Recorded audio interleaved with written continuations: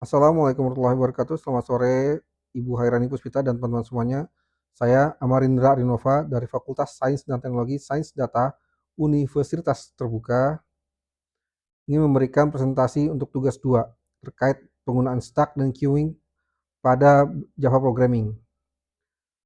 Dari materi yang saya baca bahwa stack dan queuing itu merupakan bagian dari ADT. ADT itu adalah Abstract Data Type.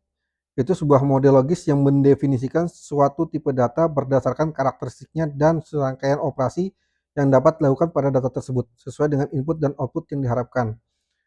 Yang di dalamnya itu terdiri dari stack, queuing, queue, list, the queue, uset, sama asset. Itu kalau stack itu berarti dia menumpuk, kalau queuing itu berarti dia antrian, kalau list itu berarti daftar.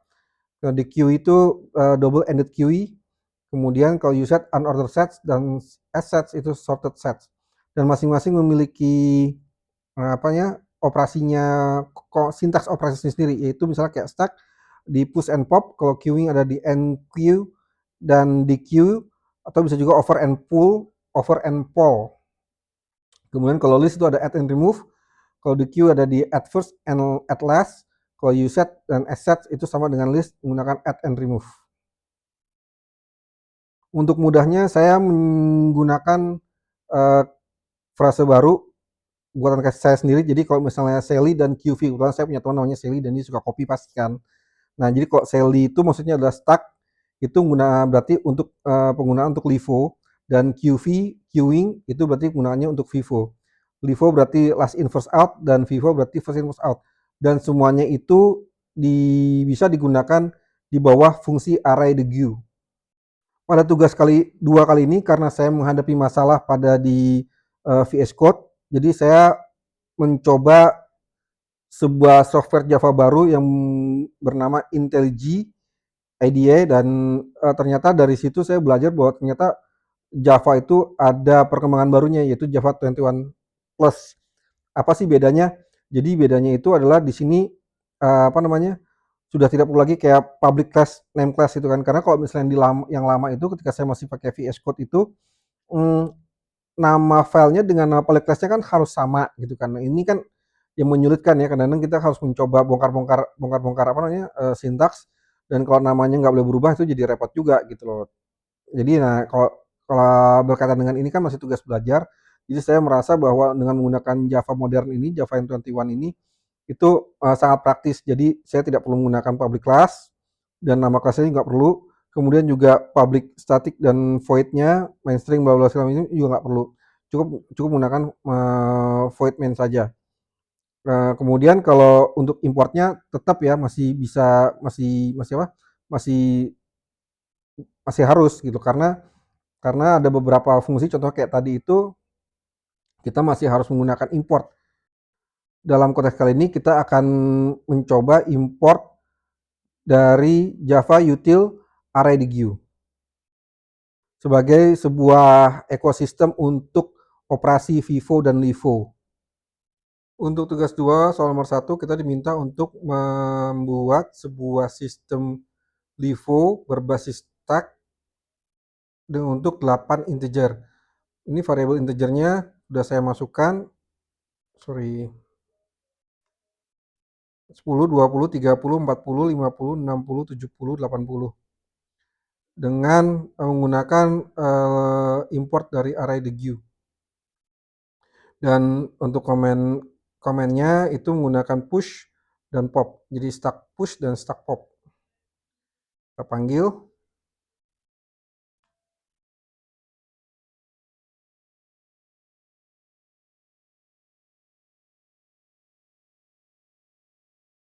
Nah, jadi sini bisa kita lihat bahwa sebelum pop itu 80 ada di indeks 0, kemudian 10 ada di indeks 7, kemudian dipotong satu-satu, kita keluarkan 80 sehingga tinggal listnya tinggal segini.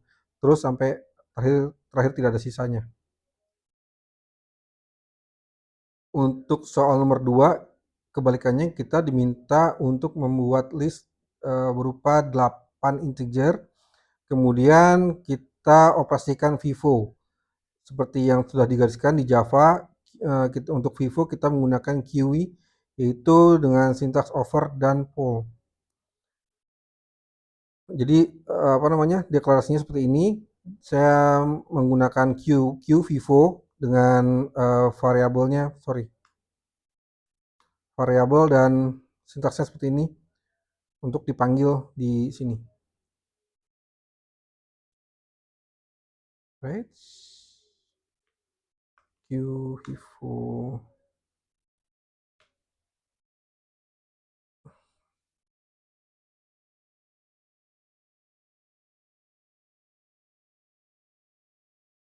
Nah, berkebalikan dengan soal nomor 1, kalau soal nomor 1 yang di sini ada 80 kan, yang di sini 10.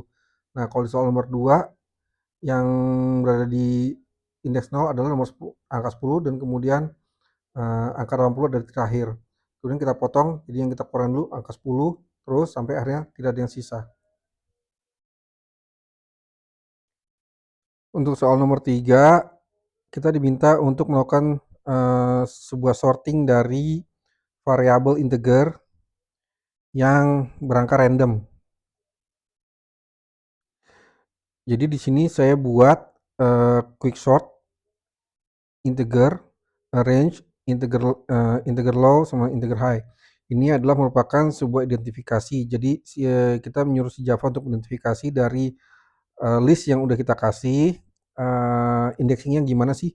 Jadi ini bukan berarti integer yang lebih rendah dan integer yang lebih tinggi ya. Secara manusia kita akan bisa tahu mana yang lebih rendah dan mana yang lebih tinggi. Tapi di sini adalah supaya si Java ini bisa mengindexing gitu loh. Mana yang 0, indeks 0 itu isinya variabelnya apa aja sih gitu. Kemudian yang paling tinggi itu indeksnya itu variabelnya apa. Misalnya indeks 9 angkanya 7, kemudian untuk indeks 0 angkanya misalnya 60 kayak gitu. Nah, untuk PI ini partition. Jadi partition ini adalah yang memisahkan array jadi dua kelompok berdasarkan pivotnya. PI itu singkatan dari pivot index, yaitu posisi final pivot setelah partisi.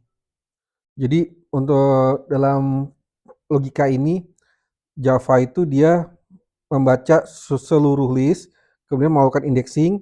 Dari indexing itu dia pecah lagi menjadi dua bagian, terus sampai dari 4 menjadi 2, jadi 2 menjadi 1, sehingga nanti dia punya gambaran indeks dan variabelnya yang ada di program. Jadi misalnya udah ketahuan ya, angkanya misalnya 64, 25, 12, 78, 45, 33, 91 sama 7. Nah, itu indeksnya si Java itu memberikan indeks 0 itu untuk 64, indeks 1 untuk 25, indeks 2 untuk 12, indeks 3 untuk 78, indeks 4 untuk 45, indeks 5 untuk 33, indeks 6 untuk 97 dan untuk angka terakhir yaitu angka 7 tidak ada indeksnya karena dia sebagai pivot. Oke. Nah, total jadi ada 8 kan. Nah, kemudian sintaks yang kita kasih itu adalah apakah variabel atau integer yang ada di indeks 0 itu lebih besar daripada 7 gitu kan, daripada pivot. Kalau jawabannya tidak, maka dia akan skip sampai, dan itu akan berulang, akan berupa iterasi sehingga nanti akan didapatkan, wah ternyata di semua indeks ini yang kita punya dari 0 sampai 6 itu tidak ada satupun yang lebih kecil daripada pivot. Oleh karena itu pivot kita taruh di depan. Sehingga nanti ketika sudah diperoleh logika bahwa pivot itu tidak lebih atau pivot itu paling kecil, tidak ada yang lebih kecil daripada pivot, maka pivot akan taruh di depan. Kemudian nanti angka yang paling depan yaitu indeks 0 isinya 64 itu dia akan pindah di belakang menggantikan posisi pivot. Dan itu akan berlangsung terus seperti itu sehingga nanti diperoleh urutannya. Jadi ketika indeks 0 sudah lebih besar daripada pivot, pivotnya kan berarti kan 6 berapa tadi? 64 ya, pivotnya berarti 64. Ketika bahwa 64 itu ternyata memang lebih besar daripada indeks ke 1 yaitu 25, maka akan dipertahankan 64-nya.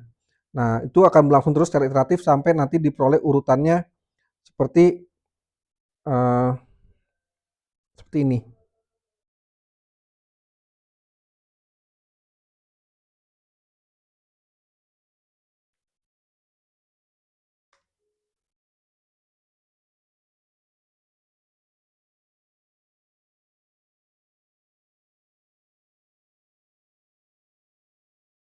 Nah, seperti yang udah kita bisa saksikan di sini, bahwa yang tadinya urutannya 64, 25, 12, 78, 45, 33, 9, 1, 7, berubah menjadi 7, 12, 25, 33, 45, 64, 78, dan 91.